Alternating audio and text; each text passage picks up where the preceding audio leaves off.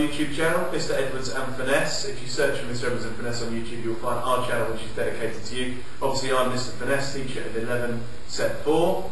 I'm Mr. Edwards, 11 Set 1. I think they've probably already searched Mr. Edwards and Mr. Finesse if they're watching this video. Fair point. Fair point, but they can tell their friends now, don't they? Okay, yeah, good idea. Just remind them. Yeah. Good. Bit of advertising. Yeah, they might not have friends if they're watching poetry videos on YouTube. Right. Very true. So I'm going to start off by just talking to you about what you're going to find on our YouTube channel. Basically, we've done a playlist for every single poem, and in each playlist you'll find a copy of the poem, not necessarily done by us, but done by someone on the internet, usually with a bit of music and some moving images, just to engage you in the poem. There's a bit of nice, easy revision that you can do. And you should also find, for certain poems, there'll be some context in there as well. So for Charge the Light Brigade, you'll find a nice clip about the Battle of Balaclava, which will just help remind you of the context in which it was written. And then we're also going to do a few playlists about things like exam technique, etc., etc. Okay?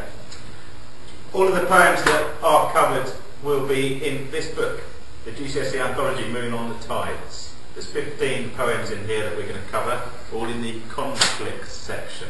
All to do with battle, to do with war and conflict as a whole. You'll find something on all of them.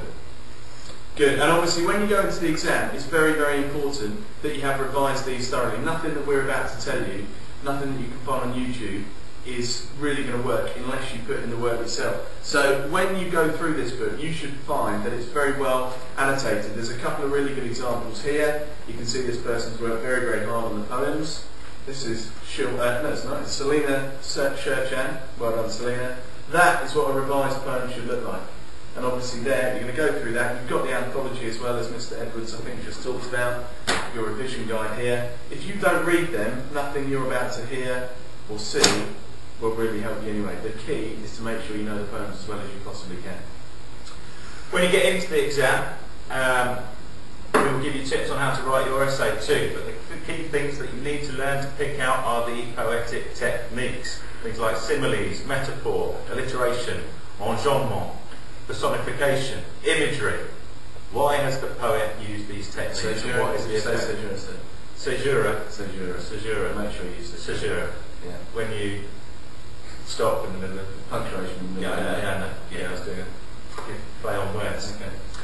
Those are the techniques that we're going to be covering as we go through all of the poems.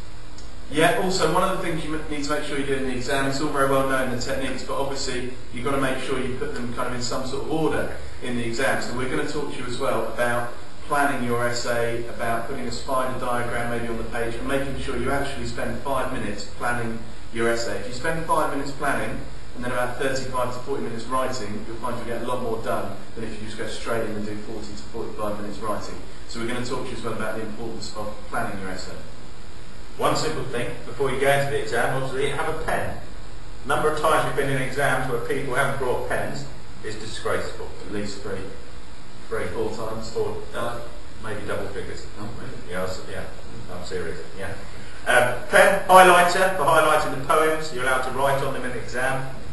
You need all your equipment and a pencil probably. Anyway, when you're in there, key is to P. Point, evidence, explanation. You will not get a C grade or above if you do not get evidence from the poem in there and explain it fully. Now I say to my group, there aren't really any wrong answers in poetry. As long as you explain yourself and explain to the examiner why you feel how you feel about the poem, you can't go wrong. It's also key, when you're comparing two poems from the anthology, to keep using cross-references as you go along. Mention a quote from one poem, quote from the other poem, and then say why you put them together. Massively important. Yeah, and I was going to say then, what Mr. Evans just said about quoting. If you don't use quotes, Mr. Evans said you can't get a C. Actually, according to the mark scheme, if you don't get quotes, you will get a U. Even if Stephen Hawking or Miss Smith or someone as clever as that wrote a fantastic essay on the poems, and there's no link there between Stephen Hawking and Miss Smith. There's no reason. They're both geniuses in their own right. Absolutely. Yeah. But even if they wrote an essay, if they didn't use quotes, they would probably, in all reality, get a U. That is the key thing to do. And of course, that links back to what we were saying. You've got to look at all the playlists. You've got to make sure you look at all the folders on YouTube. Make sure you look at these books and read the poems. Because if you can't quote from them, of course you'll have a clean copy during the exam. You don't want to spend your whole exam looking for quotes. If you know them and you can get them pretty much off the top of your head, that will give you the best chance of success. So this channel has been set up in order for you to succeed. Absolutely. So we hope you enjoy looking at what we've prepared for you. Some of the stuff has come from other video makers on YouTube, so thanks to them, but we hope you enjoy what we've put together. Feel free to share it with your friends and also comment on what you've seen. Enjoy.